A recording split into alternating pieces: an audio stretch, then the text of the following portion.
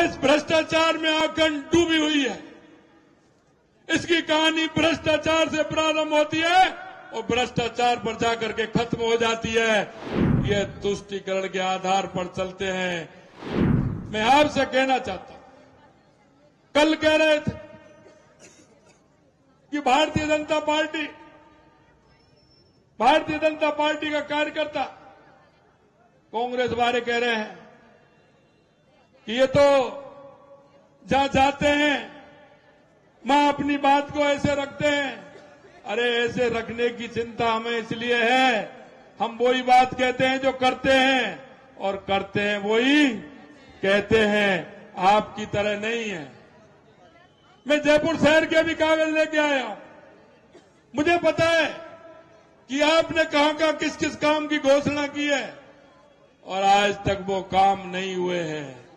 हम जिस घोषणा को करते हैं उसको असली जामा पहनाते हैं और जनता के बीच में जो कहते हैं वो करके दिखाते हैं। ये हमारी भारतीय जनता पार्टी ये कहते हैं। इन्होंने कहा है, मैं आपसे इतना ही कहना चाहता हूं मित्रों, ये कांग्रेस के लोग जिस तरह की चुनाव आते ही अफवाह फैलाने का काम करते हैं, झूठ बोलने का काम करते हैं, इन्होंने सिवाय झूठ के और भ्रष्टाचार के इस देश को और प्रदेश को कांग्रेस ने कुछ नहीं दिया।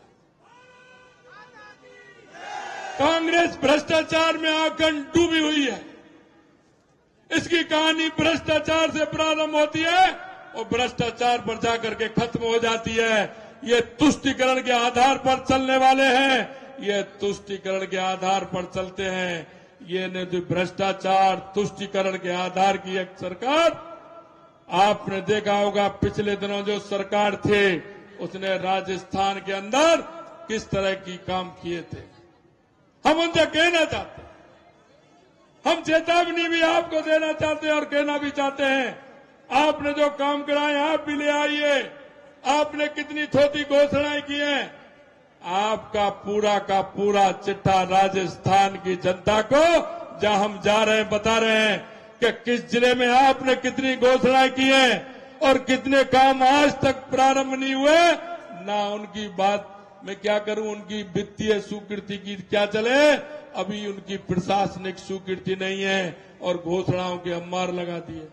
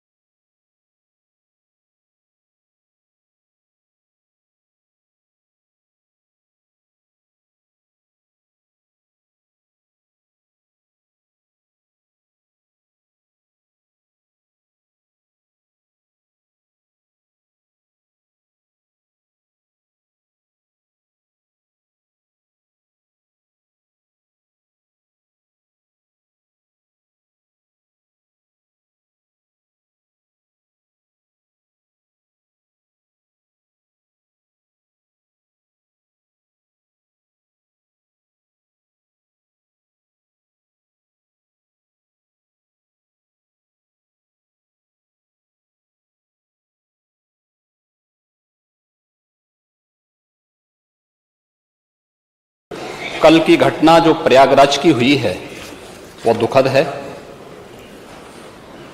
और सरकार ने उसका संज्ञान लिया है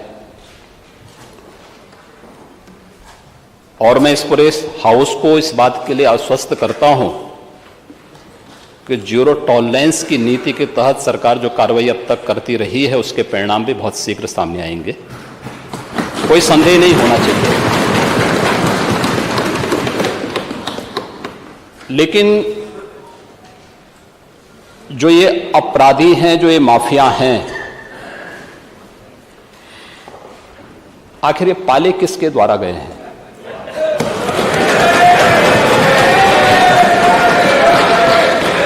बात जवाब आ जाए। ये जब अभी आपका नाम तो नहीं लिया आपने के खिलाफ जवाब आ जाए। जिस माफिया के खिलाफ जो भी किसी का नाम तो नहीं है ना, किसी का नाम तो सच नहीं कि समाजवादी पार्टी ने उन्हें सांसद बनाया था, सच नहीं है। आप अपराधियों को पालेंगे, प्रदेश पार्टी जिस किसी भी पार्टी का रहा हो, बताइए ये अपराधी नहीं था, किस पार्टी का था, किस पार्टी का था? आप सारे अपराधियों को पालेंगे, उनको माल्यार्पण करेंगे और उसके बाद तमाशा बनाते हैं आप लोग। एक तरफ अपराधियों को प्रश्रय देंगे, उन्हें गले का हार बनाएंगे और दूसरी तरफ फिर दोषारोपण भी करेंगे। मैं उन्हीं पे आ रहा हूं, उन्हीं बातों पे चर्चा करने के लिए आ रहा हूं। हमारी पार्टी में आप बताइए किस पार्टी का सदस्य है? क्योंकि बहुजन समाज पार्टी से आपकी दोस्ती है, इसलिए बहुजन समाज पार्टी का नाम नहीं ले रहे आप। हम भी उन्हीं बातों पे कह रहे हैं। क्या यह सच नहीं कि जिस अतीक अहमद के खिलाफ पीड़ित परिवारों ने मुकदमा दर्ज कराया, उसके परिवार के खिलाफ, वह समाजवादी पार्टी के द्वारा पोषित माफिया है और उसकी कमर पर तोड़ने का काम हमारी सरकार ने किया है।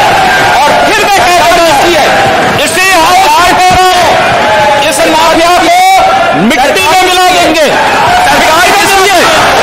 सरकार किसकी है? हुकूमत में हो, ये माफिया है, इनको मिट्टी में मिलाने का काम करेंगे। अपराधी आप लोग भी दूर कर, अपराधी चोरों के जो है हित ठगों के बल हैं, जिनके प्रताप से पलते पाप सकल हैं।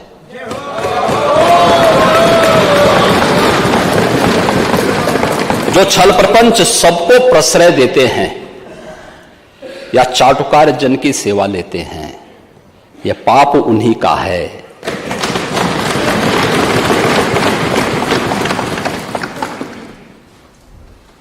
ये जो उत्तर प्रदेश की जनता को, 25 करोड़ जनता को पहचान का संकट खड़ा हुआ, इन्हीं पेशेवर माफिया और अपराधियों के कारण हुआ है, जो सत्ता के द्वारा पोषित होते थे, जिन्हें महिमा मंडित करके ये लोग अपने आप को गौरवान्वित महसूस करते थे। जिन पेशेवर माफिया और अपराधियों के सामने सत्ता नतमस्तक होती थी, और आज उत्तर प्रदेश भी इस बात को जान रहा है और देश और दुनिया भी जान रहा है, उन पेशेवर माफिया और अपराधियों के खिलाफ जो कार्रवाई चली है वह एक नजीर भी बनी है।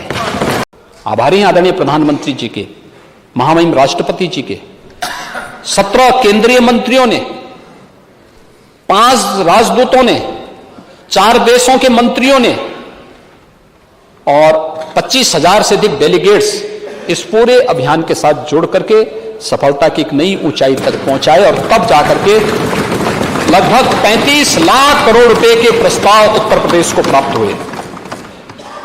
उसके लिए उसके लिए कार्य किए गए।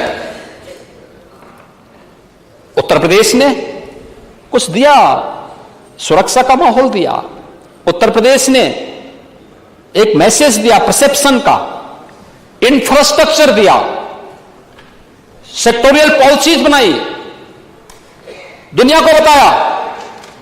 वे लोग आकर के देखे और जब उन्हें लगा कि नहीं, परिवर्तन देखने को मिला है, आज जब दिख रहा है जमीनी धरातल पर ये सब चीजें दिखाई दे रही हैं, जिन लोगों ने पहले निवेश किया और निवेश करने के बाद फिर उन्होंने इसके मैसेज को लेकर के आगे बढ़ाया, कि यूपी के बारे में अब हम लोगों की धारणा बदल चुकी है, हम आएंगे और उस कार्यक्रम के साथ जुड़े होते, कितना अच्छा होता।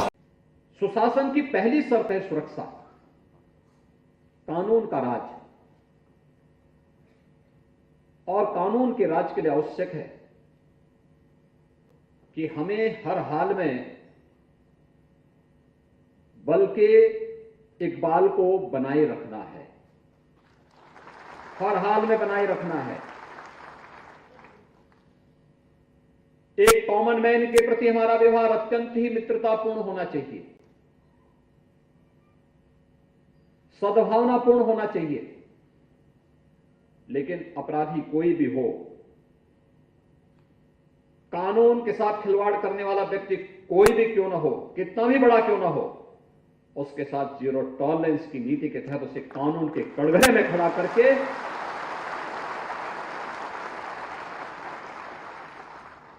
उसको उसका सही जगह पहुंचाने की कार्रवाई से भी हमें हिचक नहीं करनी चाहिए। और जिस दिन पुलिस का इकबाल बना रहेगा, आप में से हर जवान की, हर अधिकारी का सम्मान भी बना रहेगा। जब हम पुलिस के इस इकबाल को तोड़ने का प्रयास करेंगे तो मुझे लगता है एक बार स्वयं भी, जो भी व्यक्ति इसके साथ खिलवाड़ करने का प्रयास करेगा, वह स्वयं भी एक बार अपने आप को टूटा हुआ महसूस करेगा, अधूरा महसूस करेगा, और मुझे लगता है जीवन नहीं हो सकता है। इसको आप जीवन नहीं कह सकते। पिछले 6 वर्ष के अंदर हम लोगों ने प्रदेश के अंदर पूरा प्रयास किया है कि कैसे हम सब विभागों के साथ मिलकर के इन कार्यक्रमों को आगे बढ़ा सकते हैं। सेफ सिटी के कार्यक्रम को हम नगर विकास के साथ मिलकर के आगे बढ़ा रहे हैं। केंद्र और राज्य सरकार मिलकर के इन कार्यक्रमों को आगे बढ़ा रही है। आज सभी 17 नगर निगमों से युक्त हमारे 17 नगर, बड़े महानगर और गौतम बुद्ध 18 नगर हमारे ऐसे हैं जो सेफ सिटी की ओर जा रहे हैं, जहां पर हम लोग पूरी तरीके से एक एक गतिविधि को सीसीटीवी कैमरे के माध्यम से कैद करके ICCC के माध्यम से हम वहां पर न केवल वहां की ट्रैफिक मैनेजमेंट की व्यवस्था को, बल्कि सेफ सिटी के पूरे कॉन्सेप्ट को भी वहां पर प्रभावी ढंग से लागू कर रहे हैं।